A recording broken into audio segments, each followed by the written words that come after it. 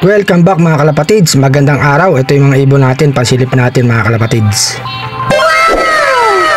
Tapos mag-aabang na tayo ng ibon. Ang weather, ayan mga kalapatids, maganda, maaraw. Binitawang kaninang alas 7, Santa Rosa, Nueva Ecija. Eto na nga mga kalapatids, dumating na si RC Stichelbout. Laging nauuna, mabilis pumasok yun. Ayan, pumasok na mga kalapatids. Ayan, nasa Paris niya na. Eto nga si RC Love mga kalapatids, isang ibon dumating sa atin.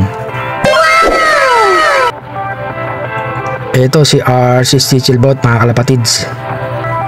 Ang bilis talaga umuwi. Eto siya mga kalapatids, bigyan natin ng tubig muna para makainom mga kalapatids. Uwaw na yan. Inom na RC Stichelbout. Ayan mga kalapatids, uminom na. Wow na talaga mga kalapatids, ang layo ng nilipad. Santa Rosa, Nueva Ecija nga mga kalapatids.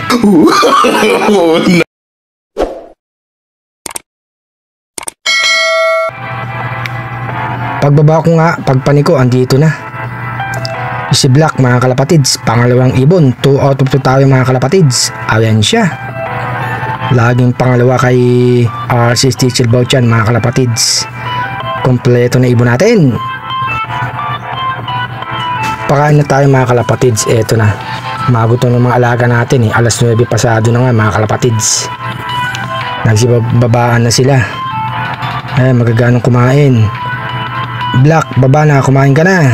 Ayan, bumaba na si Black mga kalapatids. Mukhang napagod sa liparan to si Black. Pakainin ko na rin yung mga ibang ibon natin mga kalapatids. Si Baby Padrino. Ayan, yung nanay ni Black, si Black. Ayan yung mga ibon nating iba mga kalapatids.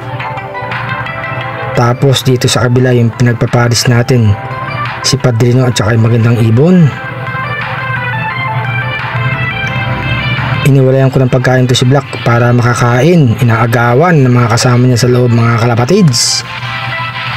O ayan, may nang agaw pa. Ayan nga mga kalapatids, mga ibon natin, nakapagpakain na tayo. Okay naman ang kondisyon nila mga kalapatids.